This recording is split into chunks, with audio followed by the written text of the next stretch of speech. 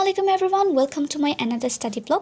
আশা করি সবাই ভালো আছো। আজকে আমি কথা বলবো এসএসসি পরীক্ষার জন্য কিভাবে তোমার ইংলিশ ফার্স্ট পেপার এবং সেকেন্ড পেপারের জন্য প্রিপারেশন নেওয়া উচিত।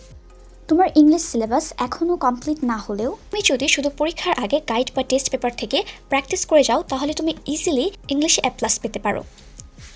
আমি কিন্তু এসএসসি পরীক্ষার 2 মাস আগে নবদূত গাইড থেকে প্র্যাকটিস করেছিলাম এবং আমার কিন্তু টেস্ট পরীক্ষায় ইংলিশে A+ ছিল না। পরবর্তীতে এসএসসি পরীক্ষায় আমি ফার্স্ট এবং সেকেন্ড পেপার দুটোতেই 90+ মার্কস পাই। অলসো আমার টোটাল মার্ক থাকে 189।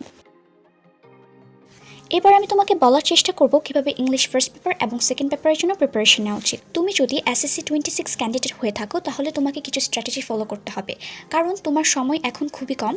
তুমি যদি এখন সব কিছু এবং বেসিক সহ সব কিছু পড়তে চাও তোমার অনেক টাইম লাগবে। তাই তোমাকে এখন বোর্ড পরীক্ষার জন্য প্রিপারেশন নিতে হবে। বোর্ড পরীক্ষায় কোন ধরনের কোয়েশ্চেনগুলো আসে সেগুলোর প্রতি ফোকাস করতে হবে। এবার আমি যদি ফার্স্ট পেপার এবং সেকেন্ড পেপারের কথা বলি, আমি তোমাকে বলবো প্রথমে সেকেন্ড পেপারের জন্য প্রিপারেশন নেওয়া উচিত। কেননা তুমি যদি ফার্স্ট পেপারে সিন প্যাসেজগুলো অর্থাৎ তোমার টেক্সট বুক থেকে প্যাসেজগুলো নাও পড়ে থাকো তবুও তুমি কিন্তু আনসার করতে পারবে। অন দ্য আদার হ্যান্ড আমি যদি ইংলিশ সেকেন্ড পেপারের কথা বলি, তোমার বেসিক বা তুমি যদি রুলসগুলো না পারো বা তুমি যদি প্র্যাকটিস না করো তুমি কিন্তু পরীক্ষায় ইংলিশ সেকেন্ড পেপার কখনোই প্রশ্ন থেকে দেখে লিখতে পারবে না, কারণ এখানে কিন্তু কোনো সিন প্যাসেজ বা আনসিন প্যাসেজ থাকে না যে তুমি সেখান থেকে দেখে দেখে পরীক্ষায় আনসার করতে পারবে। ইংলিশ গ্রামারের ক্ষেত্রে তোমাকে অবশ্যই প্র্যাকটিস করে রাখতে হবে যেন তুমি ইংলিশ গ্রামারগুলো পারো। এখানে প্রশ্ন থেকে আনসার দেওয়ার কোনো চান্স নেই। তাই এসএসসি 26 ক্যান্ডিডেট হিসেবে তোমাকে বুঝতে হবে কোন টপিকগুলো তোমাকে নিজে পারতে হবে, কোন টপিকগুলোর প্রিপারেশন তোমাকে ভালোভাবে নেওয়া উচিত। তাই প্রথমে তুমি ইংলিশ গ্রামাটিক্যাল টপিকগুলো ভালোভাবে পড়ার চেষ্টা করবে। নবদূত থেকে প্রতিটি টপিকের জন্য প্র্যাকটিস করার চেষ্টা করবে।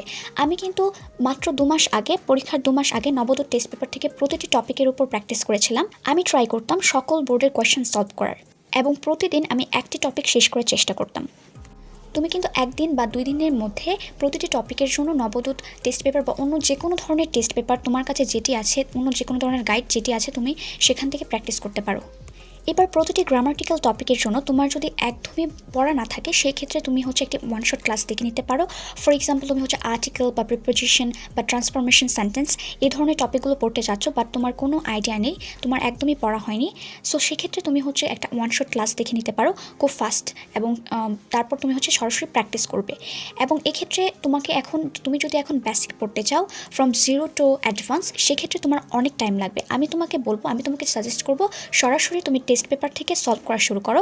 কেননা তুমি যদি টেস্ট পেপার থেকে সলভ করতে পারো দেখবে যে একই ধরনের কোয়েশ্চেনগুলো বারবার আসে। এবং আমি যখন পরীক্ষা দিয়েছিলাম হুবহু বোর্ড কোয়েশ্চেন তুলে দেওয়া হয়েছিল এবং আমার প্রতিটি এখনও মনে আছে, প্রতিটি নং আমি যে প্র্যাকটিস করেছিলাম ওইখান থেকে চলে এসেছিলো। প্রতিটি টপিক প্র্যাকটিস কর, তাহলে তুমি বোর্ড এক্সামে ইজিলি কমন পাবে। এবার যদি আমি রিটেন পার্টের কথা বলি, এটা খুবই ইম্পর্ট্যান্ট একটা পার্ট। তুমি যদি এই পার্টে ভালো মার্কস না তুলতে পারো তোমার ওভারঅল মার্কস কিন্তু কমে যাবে। ফর এক্সাম্পল আমি যদি প্যারাগ্রাফের কথা বলি, অনেকেই চিন্তা করো যে পরীক্ষায় প্যারাগ্রাফ বানিয়ে লিখবে। সেক্ষেত্রে যাদের ফ্রি হ্যান্ড রাইটিং ভালো না তোমার মার্কস কিন্তু কম আসতে পারে প্যারাগ্রাফে, কারণ তুমি বানান ভুল করতে পারো বা তোমার সেন্টেন্স স্ট্রাকচার ভুল হতে পারে এবং তুমি হয়তো পরীক্ষায় ইনস্ট্যান্টলি আইডিয়া বের করতে পারবে না। সো প্যারাগ্রাফ লেখার ক্ষেত্রে তুমি অবশ্যই ট্রাই করবে পরীক্ষার আগে প্যারাগ্রাফগুলো পড়ে যাও। এক্ষেত্রে তোমার মাথায় একটা আইডিয়া থাকবে প্রতিটা টপিকের জন্য কোন কোন বিষয়গুলো তুমি লিখতে পারো। For example global warming, climate change, deforestation, তারপরে আর্টিফিশিয়াল ইন্টেলিজেন্স। এই ধরনের প্যারাগ্রাফগুলো লেখার জন্য কিন্তু তুমি ইনস্ট্যান্টলি আইডিয়া বের করতে পারবে না। তাই অলওয়েজ ট্রাই করবে প্যারাগ্রাফগুলো অন্তত পড়ে যাওয়ার। হয়তোবা তুমি সময় পাবে না মুখস্থ করার, কিন্তু ট্রাই করবে পরীক্ষার আগে অন্তত একবার হলেও পড়ে যাওয়ার। অলসো ফর কম্পোজিশন তুমি ট্রাই করবে পড়ে যাওয়ার এবং তোমাদের যে সিভি রাইটিং, ফর্মাল এবং ইনফর্মাল লেটার অথবা যে ইমেলগুলো আছে সেগুলোর একটা স্পেসিফিক স্ট্রাকচার তুমি শিখে নেবে। আমি সিভি রাইটিং, তারপরে ফর্মাল ইনফর্মাল লেটার, ইমেল, এগুলোর জন্য একটা স্পেসিফিক ফর্ম্যাট আমার নোট খাতায় লিখে রেখেছিলাম এবং প্রত্যেকবার পরীক্ষার আগে আমি শুধু ওই ফর্ম্যাটটা পড়ে যেতাম। এবং এখানে কিন্তু মুখস্থের কিছু নেই, তুমি শুধু ফর্ম্যাটটা জানা থাকলেই লিখতে পারবে। ফর এক্সাম্পল তোমাকে যদি সিভি লিখতে বলে, সিভি লেখার ক্ষেত্রে তুমি সিভির একটা স্পেসিফিক প্যাটার্ন শিখে নেবে এবং যে টপিকটার কথা বলবে, যেখানে জব নেওয়ার কথা বলবে, শুধু ওই টপিকটা লিখে দেবে। এবং আমি তোমাদেরকে ট্রাই করবো আমার নোট খাতাটা দেখানোর। আমি যখন প্যারাগ্রাফ শিখতাম আমি অলওয়েজ ট্রাই করতাম বিভিন্ন জায়গা থেকে বিভিন্ন ইনফরমেশন কালেক্ট করে ওই প্যারাগ্রাফটা লেখার। তোমরা যারা ক্লাস 9 অথবা 10-এ পড়ো তোমরা অলওয়েজ ট্রাই করবে ইংলিশ গ্রামারটা বেসিক সহ শেখার, কারণ পরবর্তীতে তুমি যখন এইচএসসিতে যখন অ্যাডমিশন দিবে ইংলিশ গ্রামার কিন্তু খুবই ইম্পর্টেন্ট, বেসিক থেকে কোয়েশ্চেন আসে। অলসো তোমরা ট্রাই করবে বোর্ড বইটা ভালোভাবে পড়ে রাখার, বোর্ড বই যে সিন প্যাসেজগুলো আছে, ওয়ার্ড মিনিংগুলো আছে এগুলো পড়ে রাখার। এবং যারা এসএসসি 26 ব্যাচে তারা ট্রাই করবে ইংলিশ গ্রামাটিক্যাল টপিকগুলো ভালোভাবে পড়ার, রিটেন পার্টির জন্য ভালোভাবে প্রিপারেশন রাখার। যদিও আমি স্কুলের এক্সামগুলোতে টেক্সট বুক বা ইংলিশ গ্রামারগুলো পড়ে যেতাম না, অর্থাৎ প্র্যাকটিস করে যেতাম না, হয়তো বা যে বেসিক ছিল সেটা দিয়ে এক্সাম দিতাম, বাট অলওয়েজ ট্রাই করতাম রিটেন পার্টের জন্য ভালো প্রিপারেশন রাখার। এবং আমি অলওয়েজ নোট খাতায় আমার প্যারাগ্রাফগুলো লিখে রাখতাম এবং পরবর্তীতে ওইগুলো পরীক্ষার আগে পড়ে যেতাম। এবং আমার কিন্তু এসএসসিতে দুটোতেই 90+ মার্ক ছিল, অর্থাৎ টোটাল ছিল 189। বাট এই বিষয়গুলো অনেকটা নির্ভর করে স্টুডেন্টের উপর। অনেকের দেখা যায় ইংলিশ গ্রামারে বেসিক ভালো থাকে, অনেকের ফ্রি হ্যান্ড রাইটিং ভালো থাকে, সো তারা যদি কম প্র্যাকটিস করে বা প্যারাগ্রাফ কম্পোজিশন এগুলো মুখস্থ নাও করে তারা ইচ্ছে করলে ভালো মার্কস পেতে পারে, কেননা তাদের অলরেডি এগুলোতে ভালো দক্ষতা আছে।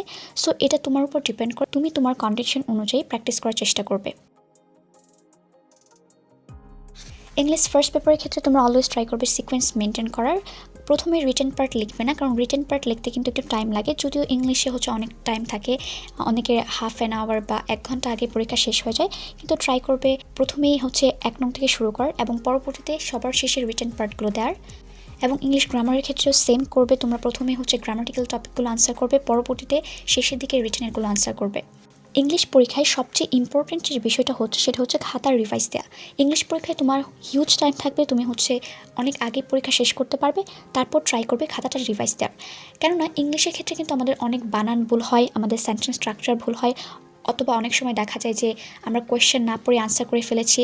ধরো তোমাকে একটা অ্যাপ্লিকেশন লেখার কথা বলা হলো এবং সেখানে স্পেসিফিক স্কুলের নাম বলে দেওয়া হয়েছে, বাট তুমি তোমার স্কুলের নাম বা তোমার নাম দিয়ে দিয়েছো, লেটারের ক্ষেত্রে তোমার নাম দিয়ে দিয়েছো, বাট ওখানে তোমার ফ্রেন্ডের নাম আলাদাভাবে দেওয়া আছে। সো এগুলো ভালোভাবে খেয়াল রাখবে, প্রশ্নের সাথে আনসার ভালোভাবে মিলাবে যে এই নামগুলো তুমি ঠিকমতো দিয়েছো কিনা। অলসো ট্রাই করবে বারবার রিভিশন দেওয়া, স্পেশালি রিটেন পার্টে তুমি বানান ভুল করেছো কিনা সেগুলো বারবার দেখবে, কারণ ইংলিশে আমাদের অনেক বানান ভুল যায়, অলসো গ্রামাটিক্যাল আমরা অনেক ভুল করে থাকি, সেগুলো রিভাইজ দেওয়ার চেষ্টা করবে। কখনোই অনেক আগে পরীক্ষা দিয়ে বের হয়ে যাবে না, ট্রাই করবে শেষ পর্যন্ত থাকার এবং বারবার রিভিশন দেওয়ার। এবং এটা খুবই ফানি, আমার ক্ষেত্রে এটা সবসময় হয় যখন পরীক্ষার একদম লাস্ট মোমেন্ট থাকে, অর্থাৎ 5 মিনিটস থাকে, তখন আমি আমার ভুলগুলো ধরতে পারি এবং তখন আমি তাড়াতাড়ি সেগুলো সংশোধন করি। সো তোমরা ট্রাই করবে শেষ পর্যন্ত থাকার, দেখা যাবে লাস্ট 5 মিনিটে তোমরা তোমাদের ভুলগুলো দেখতে পারছো। এটা আমার ক্ষেত্রে হয়, সব সময় হয়, অলওয়েজ হয়। সো তোমরা কখনোই আধা ঘন্টা আগে পরীক্ষা দিয়ে পরীক্ষার হল থেকে বের হয়ে যাবে না। এবার আমি তোমাদেরকে একটু দেখাতে চাই আমার নোট খাতাটা, আমি কীভাবে প্যারাগ্রাফের জন্য নোটগুলো করতাম, also CV, formal informal letters এগুলোর জন্য। আমি কিন্তু কম্পোজিশন লিখতাম না, কম্পোজিশন ট্রাই করতাম বই থেকে পড়ে যাওয়ার, বাট প্যারাগ্রাফটা আমি ভালোভাবে লেখার চেষ্টা করতাম, কারণ আমাদের ফার্স্ট পেপার সেকেন্ড পেপার দুটোতেই প্যারাগ্রাফ আসতো 10 মার্কসের জন্য। এবং কমপ্লিটিং স্টোরি পড়ার ক্ষেত্রে তুমি বই থেকে পড়তে পারো। আবার তুমি এক্সামে যদি কমপ্লিটিং স্টোরি লিখতে না পারো, আমি জানি না তোমাদের এখন কমপ্লিটিং স্টোরি আছে কি না, কমপ্লিটিং স্টোরি তুমি যদি না জানো, অর্থাৎ ওই স্পেসিফিক স্টোরিটা যদি না জানো, তুমি ট্রাই করে বানিয়ে লেখার, এটাই কিন্তু নিয়ম কমপ্লিটিং স্টোরির। এখানে কোনো ধরা বাঁধা নিয়ম নেই, তোমাকে ওই স্টোরিটা লিখতে হবে যেটা প্রচলিত, তুমি তোমার মতো করেও স্টোরি লিখতে পারো এবং টাইটেলও কিন্তু তুমি তোমার মতো করে দিতে পারো। এটা তুমি ট্রাই করবে যখন পারবে না, আর যখন তোমার অলরেডি স্টোরিটা জানা, সেক্ষেত্রে তুমি জানা স্টোরিটাই দিবে। ওকে, দ্যাটস ফর টুডে। যদি তোমাদের ভিডিওটি ভালো লাগে অবশ্যই আমাকে কমেন্ট করে জানাবে, এবং অন্যান্য সাবজেক্টের জন্য কীভাবে প্রিপারেশন নেওয়া উচিত আমি সেই নিয়েও ভিডিও করেছি, তোমরা ডিসক্রিপশনে দেওয়া লিঙ্ক থেকে দেখে নিতে পারো। এবং প্যারাগ্রাফের জন্য আমি একটা ভিডিও করেছি, সেখান থেকে তোমরা সাজেশনগুলো দেখে নিতে পারো। পরীক্ষার আগে অবশ্যই ট্রাই করবে সেগুলো একবার হলেও পড়ে যাওয়ার। রিটেন পার্টের অন্যান্য টপিকগুলোর জন্য যদি তোমরা ভিডিও চাও আমাকে জানাতে পারো, I will try to make a video. And don't forget to like, share and subscribe my channel. Happy learning, bye bye.